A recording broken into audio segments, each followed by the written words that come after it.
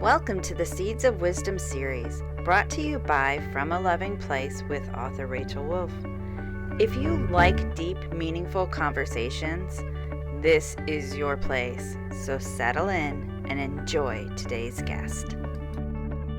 Disclaimer: the Seeds of Wisdom digs into some deep subject matter. In order to plant a seed, we have to dig in the dirt. That's how we grow. If any of the subject matter feels like too much, it is important to seek your own mental health support. I did, and it's why I'm able to be here doing this today. Hello and welcome to episode 30 of Seeds of Wisdom. And I'm Rachel Wolf, and today I am so excited to be talking about this amazing seed. Kindness starts with self.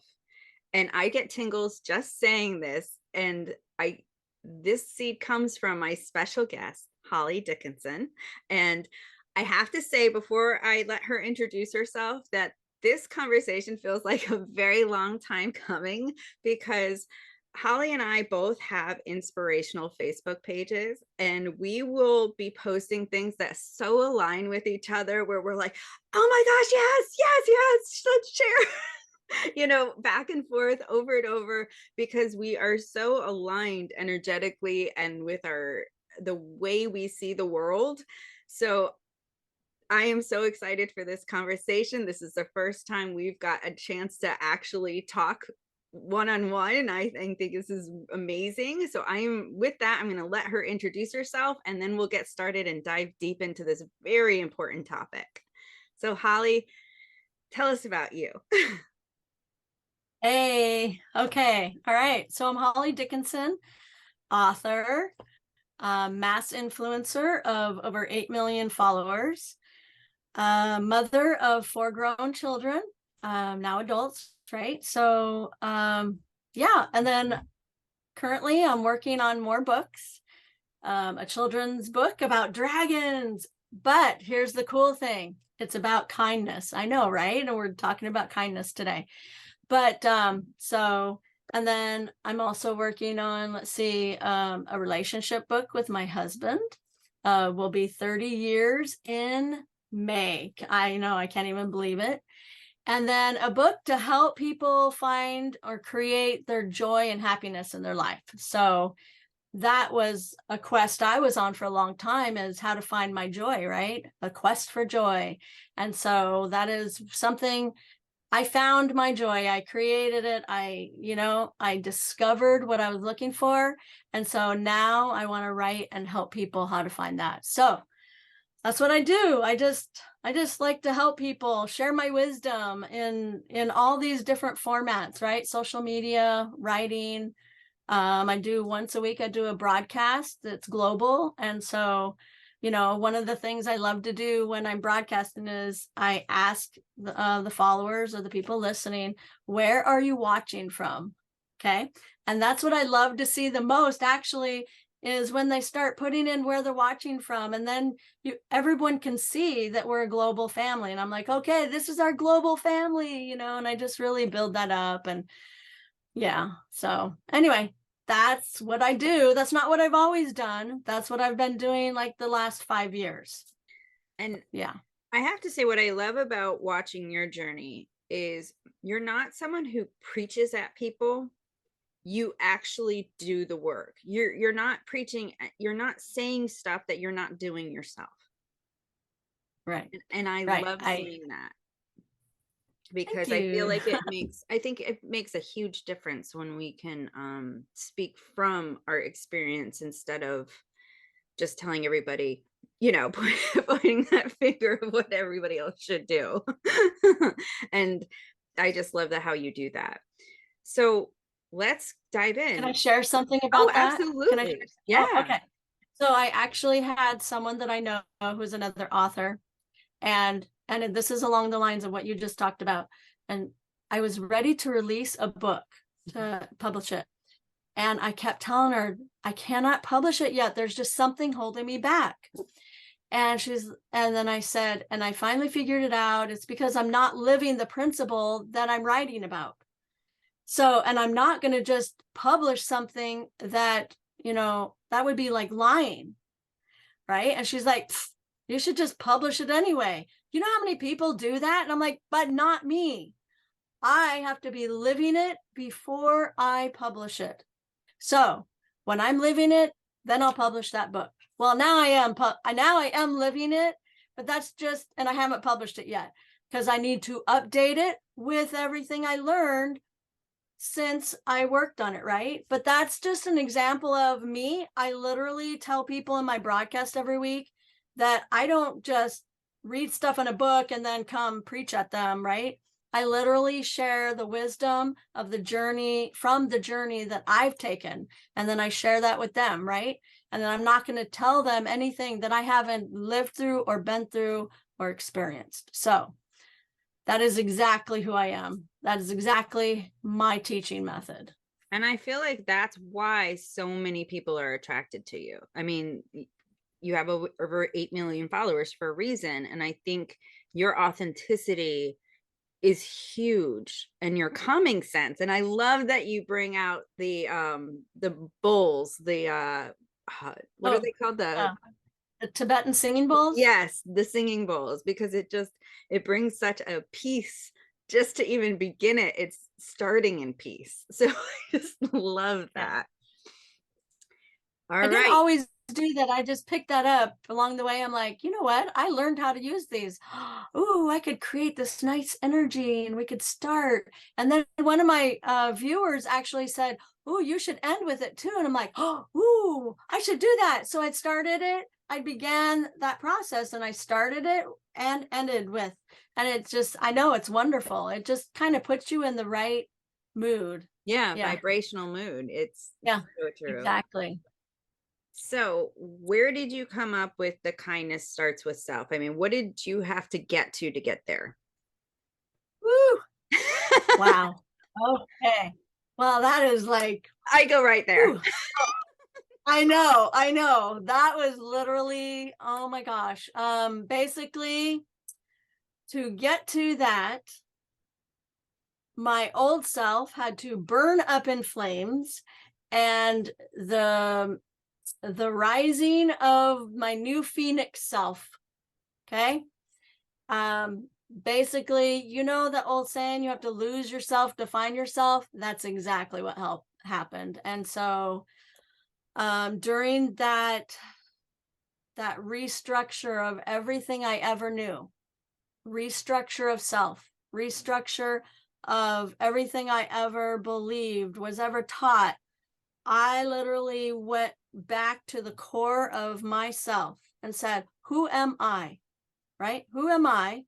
And what do I believe? No, not what I was taught to believe, not what I've been told to believe, who who I've been told to be, or who am conditioned to be. No, who am I really? In that moment, I don't like to say rebirth because it has nothing to do with religion. It's so I call it my Phoenix Rising Day. It's literally, but it was a rebirth of myself, right? It was unlayering the onion down to the core of the onion, okay? And that's when I learned self-acceptance, self-forgiveness, self-love, self-validation. And when that happened, in that moment, it was literally a transformative event for me. I learned in that moment that true joy and happiness is going to happen when I'm first kind to me. I need to be my own very best friend. I need to be my own very best friend because that's self-validation, right? We all, right? There's like, this is going to be in my joy book, right? Okay. That we are all out there like searching, craving something, right? What we don't realize is what we are craving is that love from ourselves. We are giving to everyone else. Like I just wrote an article, right? And in that article, I put, one of the lines was, I gave all of myself away. Okay. When we give all of ourselves away, there's nothing left for ourselves. And we need to be able to give to ourselves first. This goes against what we've all been conditioned, okay? To give to everyone else, right? Service, service, service. I still believe in service. However, I've learned a new way, a healthier way. And that is, first I give to myself that kindness, that precious me. And then then that beautiful kindness just builds up inside of me, and that love inside of me, because I'm taking care of myself. I'm being tender and loving and nurturing to me. Then that starts flowing out of me, and that energy, that light, that love I'm giving me starts, boom, like this beautiful sun just burst, and it's sharing and shining its light on everyone around me. So it affects all my relationships, and it affects the direction of my life. It affects every single thing. And all of that changed for me in that transformative moment when I embraced that I need to come first. Okay, I need to love me first. And then I'm going to take better care of my family. I'm going to be a better friend. I'm going to be a better professional person with all the people I work with, right? And I'm going to be a better whatever I am to anyone if I'm first being kind to Holly, right? If I'm first being kind and loving to myself and taking care of my precious self. Okay. So that I had to almost destruct myself before I learned that concept. And I'm hoping that today, when people are hearing this, that they can get to the point of learning this lesson without having to self-destruct. Well, and because I've read some of your stories, I know that your self-destructing landed you in the hospital, which mine did too. So it was very familiar there too, is because that giving away to feel so empty. And the point you made, and I think this is such an important point, especially going into Mother's Day, is that giving to ourselves first makes us better, makes us better parents, makes us better partners, makes us better friends, because we're not giving to gain self-worth. We're not giving to gain acceptance. We're not giving to gain something from somebody else. There's not an expectation of them in return, because we are giving from love. And that's what I write about in my book, is like the difference of giving from a loving place versus giving from that place of lack. And right, it is so essential for our well-being, yet we're taught to do the opposite. exactly. Hey, I was raised to be a martyr. I'm just going to say it. Not just, I mean, I'm not saying anything bad. I love and adore my mother, and she is amazing. That's the only way she was taught. She was taught, so she learned that. So it's a generational thing. Plus, the culture I was raised in, that's what you're taught. You're taught to almost be this martyr. And so culturally and generationally, that's just what went on. That's all I ever knew. And then what happens when we have that hero syndrome, we have that martyrdom syndrome, we will destruct at some point. Okay, because I mean, I always felt like I had to be Superwoman. I had to be the superhero, right? Because that was ingrained into me, that I had to be that to everyone. And so what happens, you're not self-care. I didn't even know what that word was until after the destruction of self, right? I had to start learning what that word was. And I'm like, self-care? What's that? Right? I'm serious. I literally did not know it. That was before it became a popular word. And that was the beginning of that whole process. Yeah. So it is ingrained into us to be everything for everyone. And we need to learn a healthier way. So one of the things when I went through this whole transformation process for myself, I not only started working with a trauma doctor to help with the trauma that was resurfacing, but also I also did a lot of research. What are unhealthy belief systems? Okay, you can do that search. What are they? There's a list, man. There is a list. And I'm like, oh my gosh, oh my gosh, oh my, ah! And so what did I do? I went on this quest for myself, this journey. I am going to change all of that. And I started transforming myself and I started new habits. I started, man, I don't want to be unhealthy anymore. I don't want to be anyone's toxic person because I was raised biculturally, right? Raised to be this toxic person. And I don't want to be that anymore. Okay. I want to be this healthy person. And I want to, I don't want to be codependent on anyone. I don't want to be a people pleaser, right? And how do I not do that anymore? And so I did tons of research, also worked with that doctor. And man, I have, I'm a different person than I was 3.5 years ago. And see, and I love this because this is the thing that I feel like people really confuse themselves on. That whole line of people can't change. We're always changing. We are always changing but when we do this kind of work, we're consciously changing. We're consciously changing in a direction that is better for our well-being. And on purpose. You have to want that level of change, but you are changing no matter what. I mean, we change.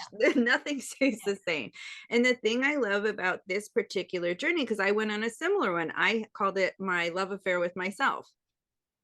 So I wrote down everything I wanted in another person, but then from what my professor had said in college, she said, you're as sick or as healthy as your partners. And at the time I was attracting unhealthy partners. And so I was like, okay, so that means I'm unhealthy. There's something, and I had that hero complex where I wanted to be the savior and be the reason somebody could do and be, and I didn't see that was codependency. I didn't see how sick that was. And so then I was like, okay, I'm going to have this love affair with myself. So I became everything on my list. I did all the things on the list that I wanted to do with a partner, but I did them for myself. I started taking my road trips. I started doing all this stuff with me and my kids instead of waiting for somebody. And again, it did the same thing. It had that shift that was so big, and it's permanently shifted because the belief systems changed. Yes, that's the important part right there. Yeah. You literally need to shift your whole belief system, and it will start changing you. Yeah. I mean, and now brain research is finally caught up to go, oh yeah, when your belief systems change, you change. Right. It's not, we don't have these lifelong diagnoses anymore of mental illnesses that operate in the same ways, because with this new brain, it can change, but you have to have that conscious readiness, awareness, all of it. And then the motivation to actually take the steps and do the work to change the belief systems. So, I love this conversation. I think I'm just going to say this, maybe it's not this way in every case, but I feel like by the time you're ready to like really take action, there comes a certain amount of pain, like pain and agony and suffering that you just cannot endure anymore. And you've had enough. And then you're ready, then you're finally ready to make the move and start that change for yourself.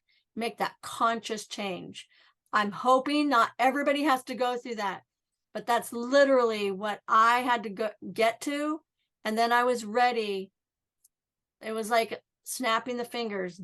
Man, I was It was like night and day. I was so ready by that time because the pain was too much. I just couldn't be her anymore. It was too painful to be my old self. I love my old self. I love her, and I honor and respect her for everything that I went through to get me to where I am now. And I love the new me because I can actually see the beauty of both of us now, right? I see how hard, I'm sorry, I'm getting all worked Oh, up. I'm you got me emotional. too. I Yeah, no, it's see good. all the pain that she had to go through, that I had to go through, right? To get here. You know, it's quite a journey. And with this, we are going to wrap up the first part of this, but this conversation is going to get a lot deeper right now, and I I see it coming. So if you are watching anywhere else but YouTube, go to YouTube at From a Loving Place to see the continuation of this conversation. And it will also be in all the links that will be accompanying the post wherever you're watching it or listening to it. So thank you. And trust that if you are listening up until this point, you are hearing exactly what you need and you're here for a reason. Okay. This is the piece that you just talked about. I have chills all over running through me right now. I started tearing up when you did because it is so true. The essentialness of the piece you just said. You love the old you.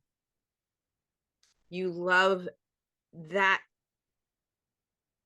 the experiences that you had to go through as the old you were essential to you being you now.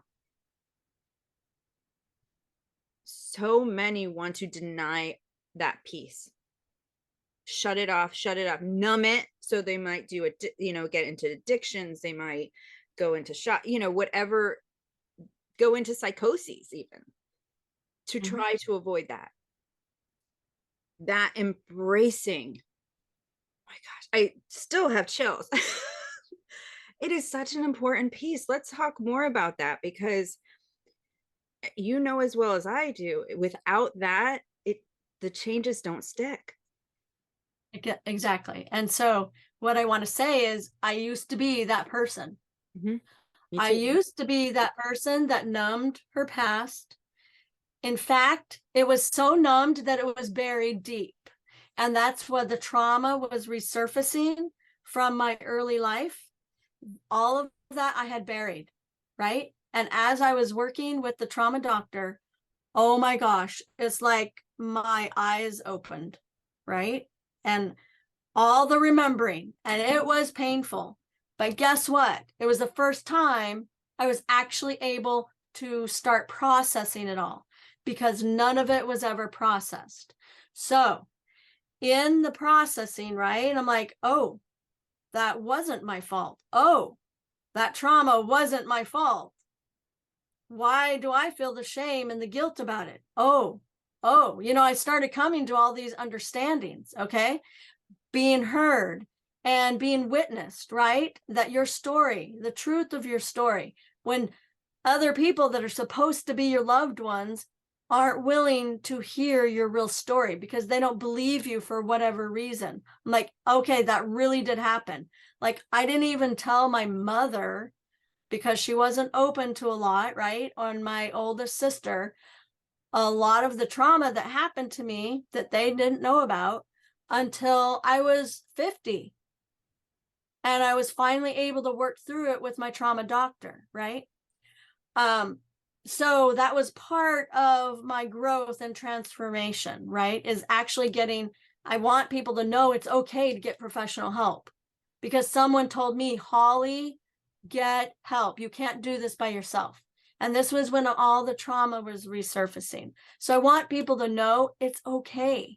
It's got a bad rap, but it is literally what helped me heal. And then as that started healing, guess what? Remember I said the 3.5 years ago, my Phoenix Rising moment? in that depth of that moment, guess what? That's when, and I'm going to talk about what you wanted to talk about right here. That's when I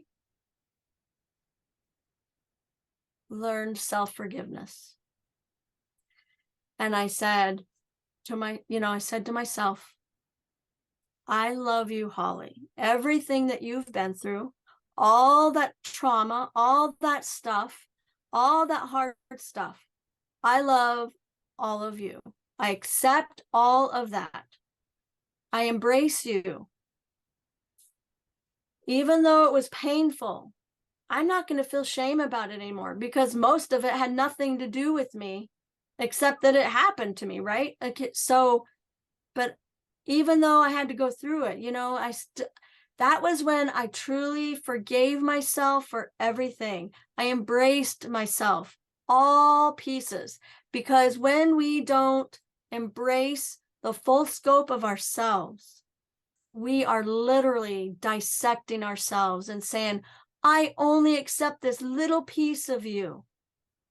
How can you love yourself if you only accept this little piece of you?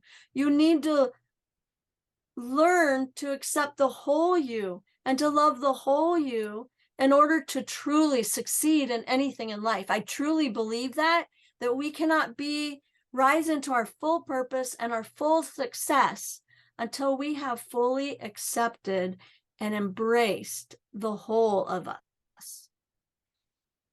Oh, you're speaking right to my soul. I absolutely love it. And I want to touch on the mental health aspect of getting professional help, because now I at 17 went through trauma and went to trauma therapy then.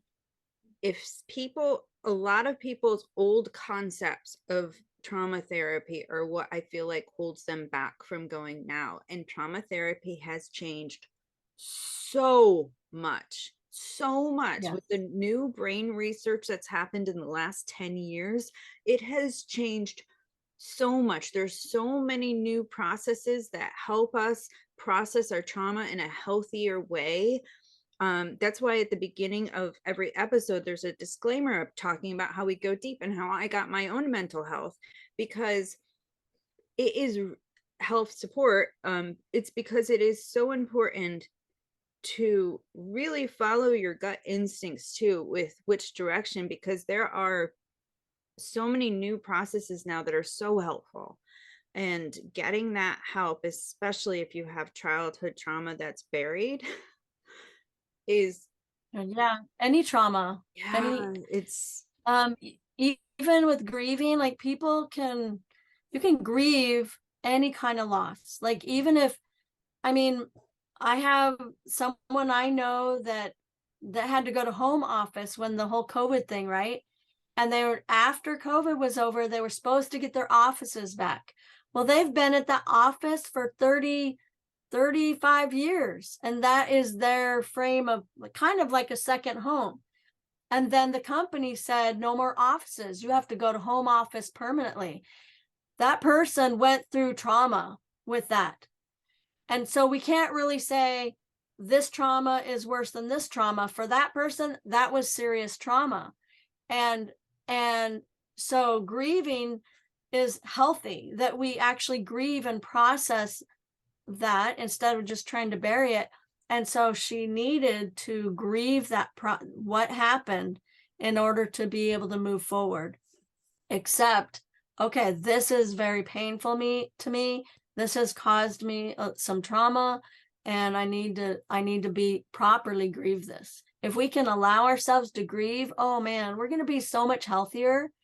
I wasn't taught any of that. I didn't learn how to process any of that, all of that trauma, until I was close to 50.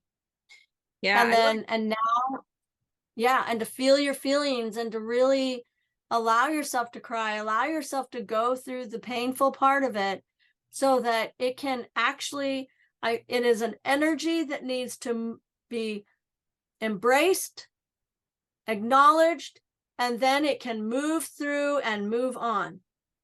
Okay. That is what I feel about any trauma that happens to us, any emotional, like the grieving even. We gotta embrace it and feel it, acknowledge, and just witness it within ourselves and validate that that happened, and then it can be released. It is like, I feel like it's a whole energy that just needs to be processed, and it Well, can move on, it can move forward. I agree. And that's the thing that I really hold close to me is being safe to feel and knowing that I've had to learn when people say like don't feel sad, or you know what I mean, who try to move me out of my feeling too fast. I will say to them now, I'm okay being sad right now, because I want people to know that it is okay to feel. It is safe to feel. What is not safe is me suppressing those feelings. What is not Exactly. safe and it was not good for me and will cause physical illness within me is me shoving those feelings down. So I will feel my feelings. I Yes. do not want to Hey, be sick. that sent me to the hospital. Yeah. I mean, we're looking at 40 years, that that trauma was in me, right? And can you imagine? It caused a lot of sickness, right? Yep. And it was a process. And then once I worked with the trauma doctor, started healing my belief systems, and starting new habits, and learning to love myself. Self-forgiveness is very important. Whether you did it or not, it's just, I don't know, just that whole self-forgiveness piece is so powerful. It actually, when you self-forgive, it's easier to forgive other people. This is what I've witnessed for myself, because I don't harbor any, I don't know. It's really connected. Anyway, and then, oh, I lost my train of thought. What? Yes. Anyway, okay. By doing all this process, right? Then I was and getting really good habits, a really good healthier belief systems. Then I was able to start the process of healing that sickness that I went into the hospital. 9 years later, I reversed that illness. And you hear that a lot when people do this kind of work. You Yeah, hear how when people truly work through their stuff, work through those energy things that have stuck in their bodies and help them move through, that these illnesses dissipate, these illnesses go.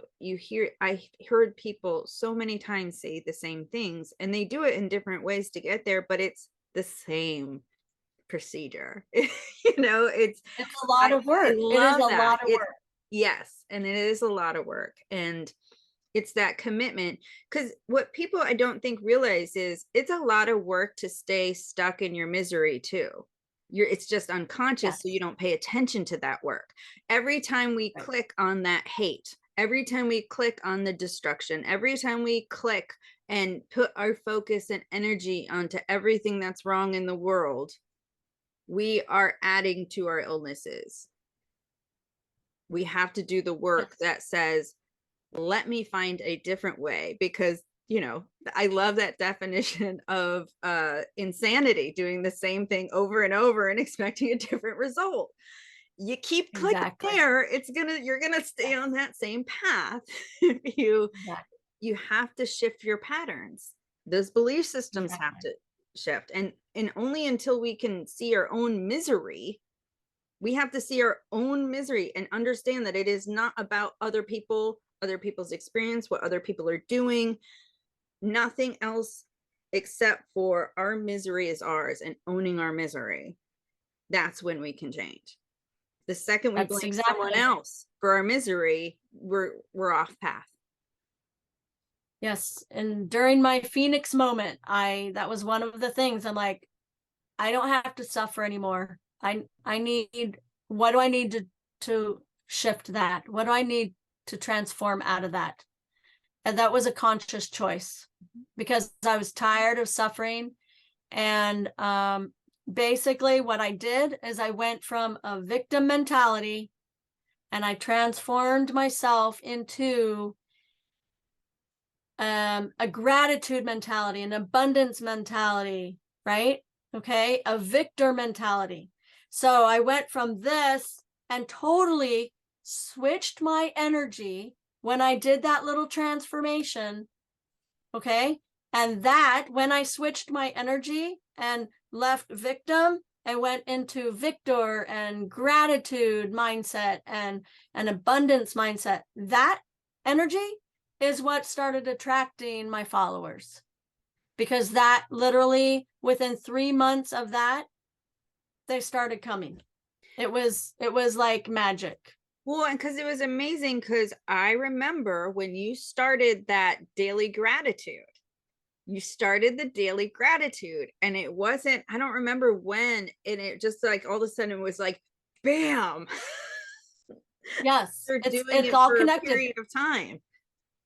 I said to I said to the universe, I said, okay, I've heard all these quotes about how gratitude attracts abundance. Now, abundance doesn't necessarily mean finances or whatever. Abundance can be in every area of life. So when I'm talking about abundance, I'm talking about everything, love and just and joy and happiness and everything, right? So I said to the universe, okay, so I've heard over and over that gratitude attracts abundance, that gratitude will change your world. Okay, this is a challenge. I literally went through this. I said this. This is a challenge. I'm challenging you to show me that if I change, if I do daily gratitude and I start shifting my mindset, show me. And this is exactly what happened. It literally, during that Phoenix transformation, that was when I chose, I'm going to start this journey. I set out to do a 1 year, and I'm already on 3.5 years every single day, because it has rewired my brain, right? That daily habit. I do not go to sleep without doing gratitudes. Okay. Finding the joy and happiness from each day. It doesn't matter how many times I repeat it. It doesn't matter how out there it is. It matters that that little speck of something made me joy and happy that day, and I'm grateful for it. Okay.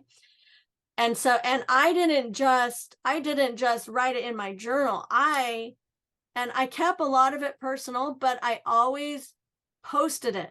So I was ready to be visual to the universe. I'm like, I am ready. See me roar. Okay. And so I made it very visual. And within 3 months of doing that every day, that's when my page energy started changing. And I transformed my page. I started changing the type of quotes I would put on there, from other people authored. And then I started writing different kind of quotes, and just everything, the whole energy of my page changed.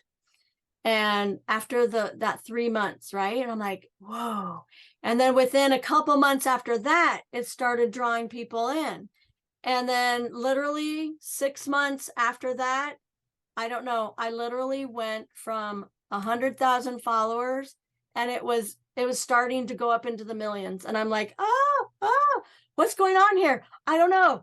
My energy has changed. My whole outlook has changed. I am a different person, right? Like, that's all I can explain that happened. Like, literally the gates opened and the floods came in, right? Good floods, right? It was just incredible. And so I think there's a lot to say about our daily habits. So gratitude, doing a daily gratitude routine, has literally changed my world. Well, and it's I do a boot camp sometimes, and one of the things that they have to do is the daily gratitude, because I know the daily gratitude over 35 days something will happen. I know that because I know how this works. I've been doing it long enough to know exactly how this works. And things will show. It's because I feel like gratitude is the action step to be in the energy of abundance. It's the action step.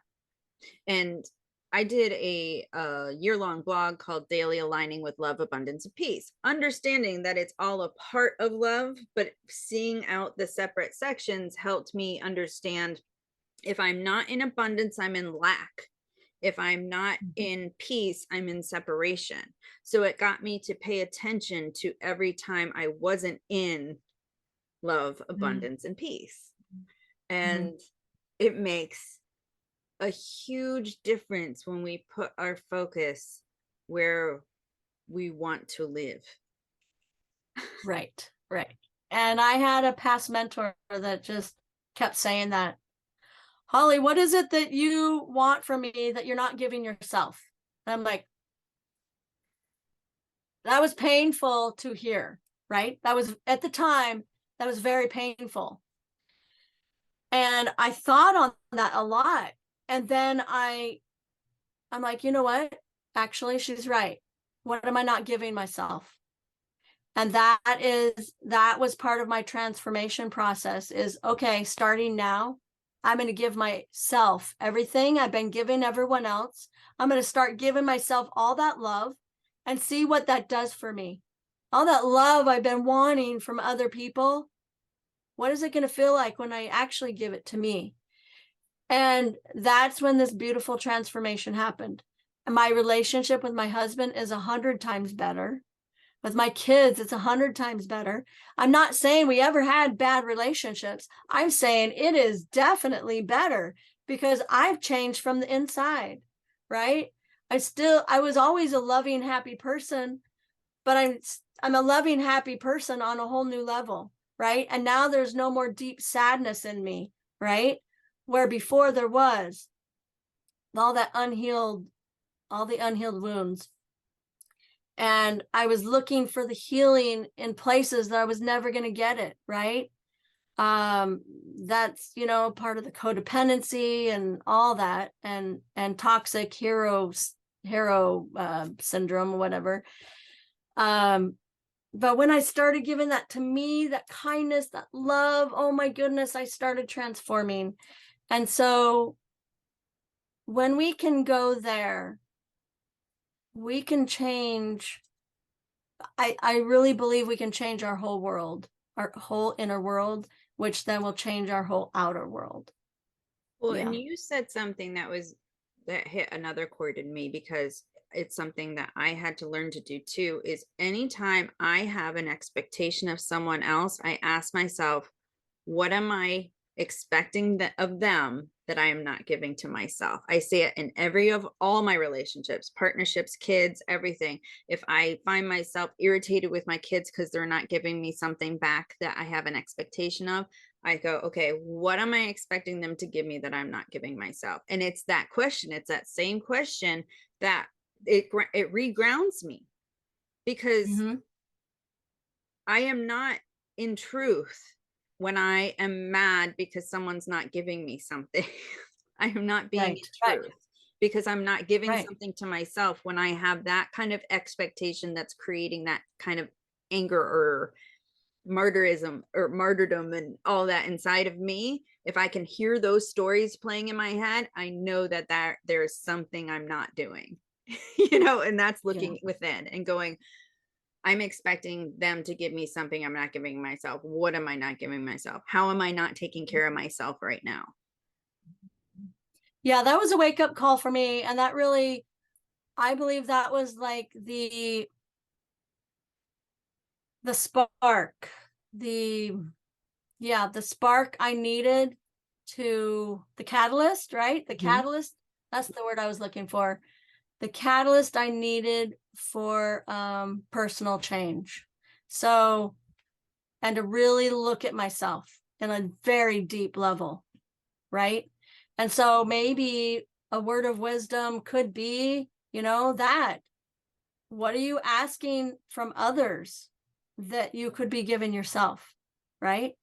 Um, And when you can go to that place and really, so here's the thing, none of this is going to work if you can't be honest with yourself.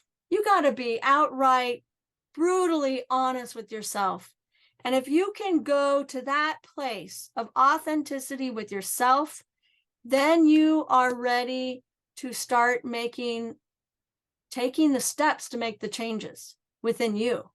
Okay. Because the changes aren't going to happen with all those other people around you, right? We can't change anyone else, but we can change us, right? We can transform ourselves into these beautiful butterflies. And part of life is learning the lessons and is growing, right? I really think that's like our biggest purposes here is to learn everything we can and then put that into practice as we are learning it. And I mean, I feel like that's like one of the biggest reasons we are here is learning and growing and transforming. Okay. And yeah. And so until you're ready to truly look within and truly be that honest with yourself, changes will not happen until you can be that honest with yourself. And it could be painful. Like Yeah. I remember, whoo, there's some things I need to work on. Okay.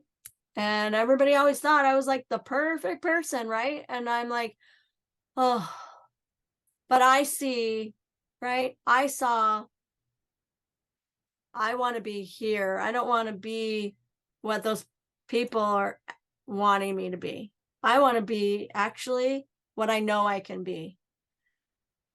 You know, I had to step out of being that perfect person, that perfect people pleasing person, and into, okay, I might look like a rebel now because I'm actually taking care of myself.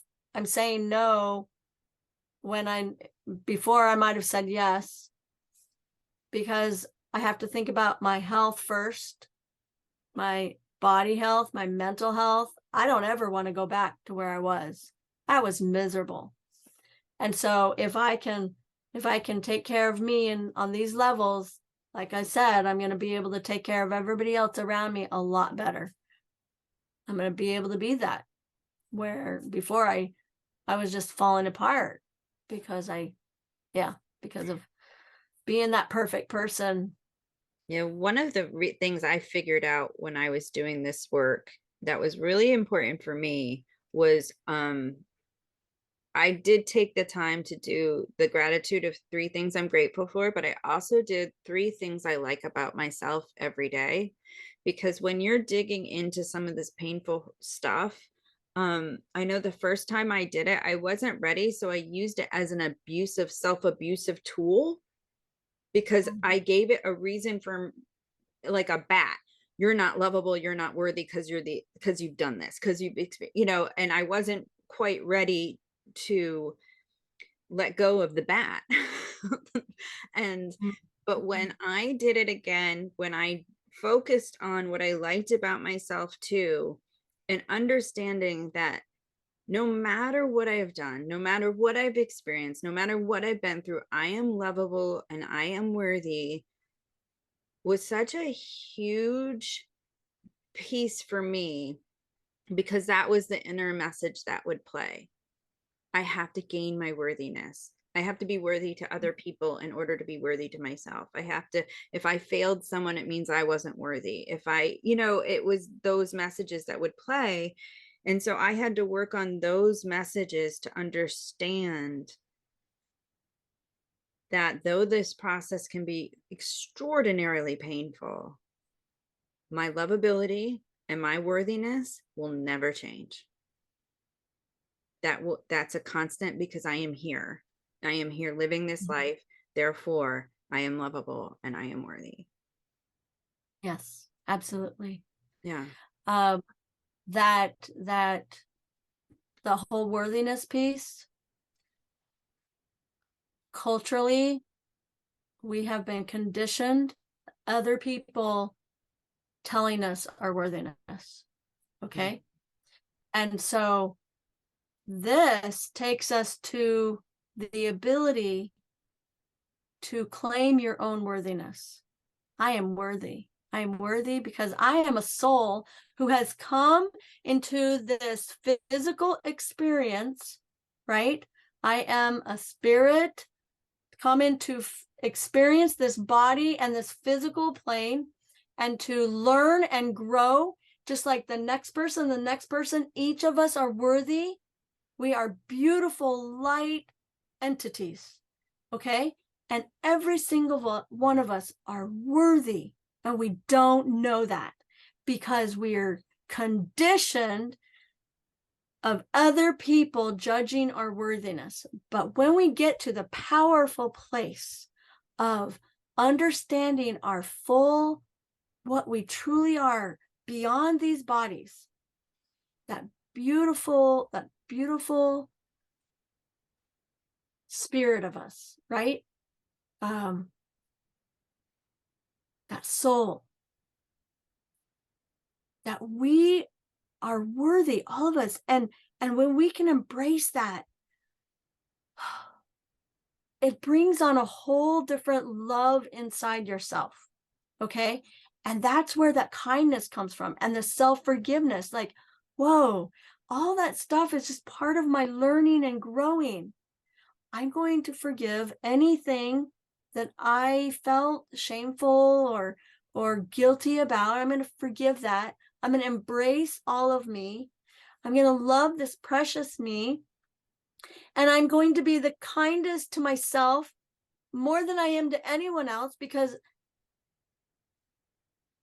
how I treat others is how I treat myself. Okay. And so you become your own best friend. And I don't know, there was something else I wanted to say and I just lost it. Yeah. Okay. I know what it is. Okay. So I started a little routine. I'm like, how can I make sure that I am always going to be kind to myself, and that I am showing that love and respect? How can I get in that habit, Holly? What can I do? What can I do? And so I came up with this little routine that I literally do every single morning. Every single morning before I get out of bed, I connect with myself. And I do this, and I'm going to just show you, okay? I name my name, right? I name my name. Holly, I love you. And then I give myself a very big hug. And I feel it. I just stay in it and I feel it. And if that's when I say it, Holly, I love you.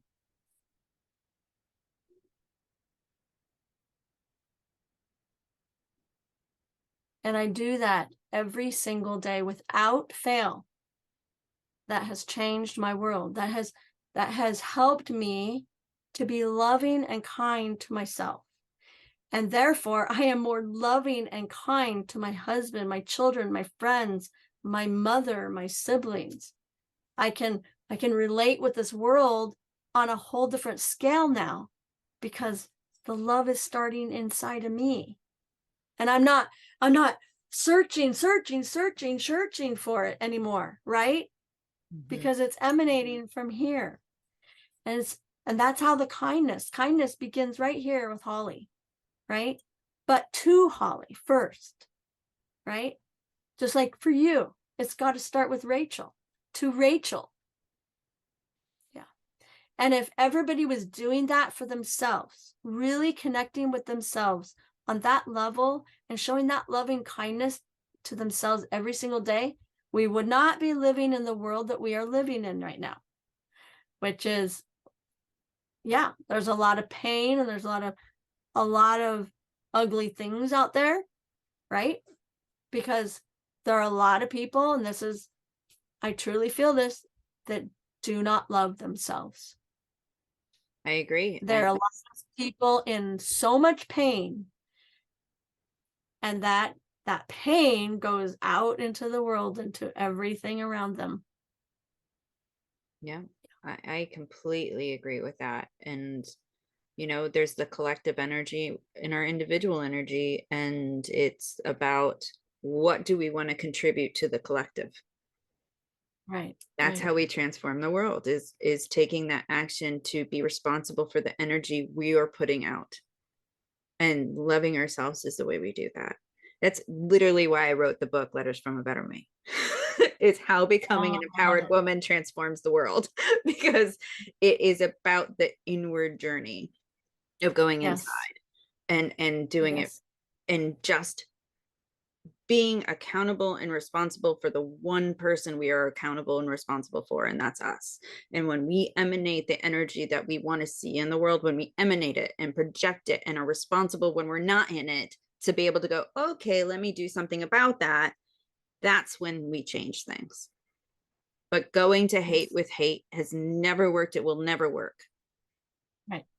Attacking energy with attack energy, it's not going to work. So Yeah. we have to honor what we're projecting.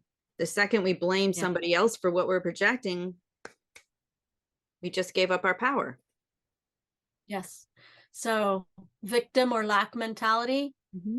that's where all the hate and the hurt and all that pain comes from, and the fear, all that comes from that. Yeah. And And that when you can switch separation. into, yep, yes.